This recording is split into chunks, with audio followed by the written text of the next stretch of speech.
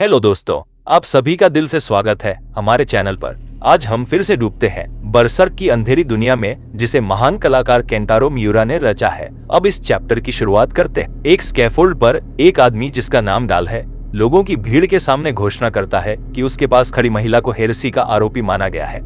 महिला की चीखों और विनती के बावजूद उसे सिर काटकर एक्सिक्यूट कर दिया जाता है।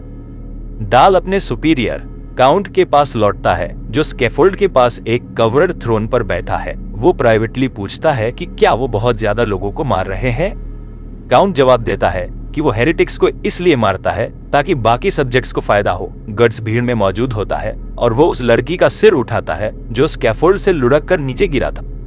तभी एक गार्ड पास आता है जिसने पहले एक बच्चे को परेशान किया था जो उस लड़की का भाई है और गट्स से लड़की का सिर सौंपने की मांग करता है। गट्स गार्ड के चेहरे पर थूक देता है। ये देखकर गार्ड और आसपास के सभी पीजेंट्स हैरान रह जाते हैं। फिर गट्स लड़की का सिर उठाकर काउंट की ओर फेंकता है जो उसे एक हाथ से पकड़ लेता है। गार्ड गट्स पर अटैक करने के लिए बढ़ता है लेकिन उसे गट्स के मेटल हैंड से ऐसा वार मिलता है कि उसकी मौत हो जाती है। काउंट उस लड़की के सिर को घूरता है और डर जाता है जब उसे एहसास होता है कि उसके माथे पर ब्रांड ऑफ सेक्रीफाइस खून से बनाया गया है। फिर काउंट की नजर गट्स पर जाती है।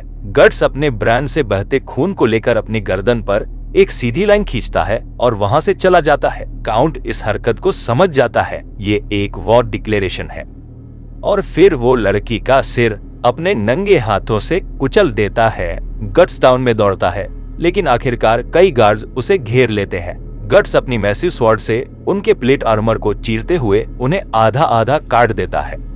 पास के एक स्कैफोल्ड पर दो क्रॉसबोमैन गट्स पर निशाना साधते हैं लेकिन पक उनकी ओर उड़कर जाता है और एक ब्लास्ट ऑफ लाइट छोड़ता है जिससे वो अंधे हो जाते हैं। गट्स स्कैफोल्ड की टांगे तोड़ देता है और क्रॉसबोमैन नीचे गिरकर अपनी मौत पाते हैं। तभी गार्ड्स का कैप्टन जॉनडार्क आता है। वो एक विशालकाय पूरी तरह आर्मर्ड आदमी है जिसके हाथ में एक जायंट हैमर है।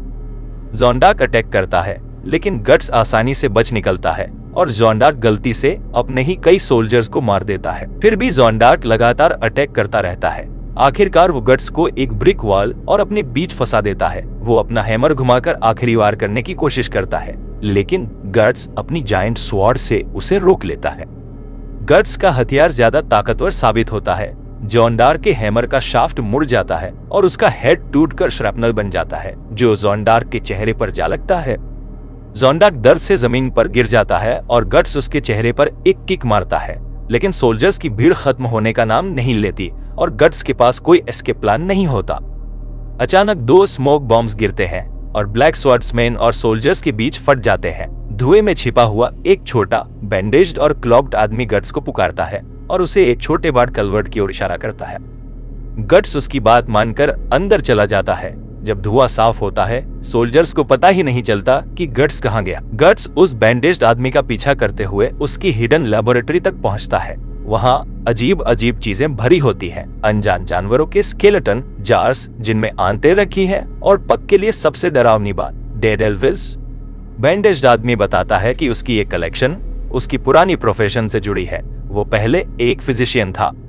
गट्स उससे उसकी आइडेंटिटी जानना चाहता है लेकिन आदमी इसके बजाय कहता है कि उसने गट्स को उसी दिन एग्जीक्यूशन में देखा था। उसे शक है कि गट्स का काउंट के खिलाफ कोई पर्सनल वेंडिटा है।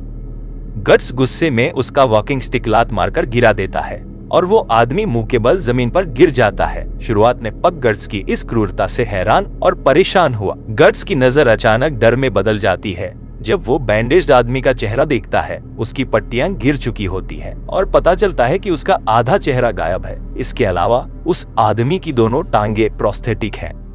जमीन से उठने की कोशिश करते हुए वो घायल आदमी गट्स से विनती करता है कि काउंट को मार डाले क्योंकि वो असल में एक डेमन है। अपनी बैंडेजेस को फिर से ठीक करते हुए वो गट्स और पक को एक सीक्रेट रूम में चलने को कहता है। वो एक छुपा हुआ लीवर एक्टिवेट करता है और लेबोरेटरी की पिछली दीवार का हिस्सा नीचे चला जाता है। हिडन रूम खाली होता है सिवाय एक पेडेस्टल के जिस पर एक एग शेप्ड ऑब्जेक्ट रखा होता है। उसकी सतह पर इंसानी चेहरे की फीचर्स बिखरे हुए होते हैं। गट सदमे में समझ जाता है कि ये एक बहरिट है। इसी के साथ ये चैप्टर खत्म होता है। अब अगले चैप्टर में क्या होगा जानने के लिए इस चैनल को सब्सक्राइब कर दीजिए। मिलते हैं अगले चैप्टर में।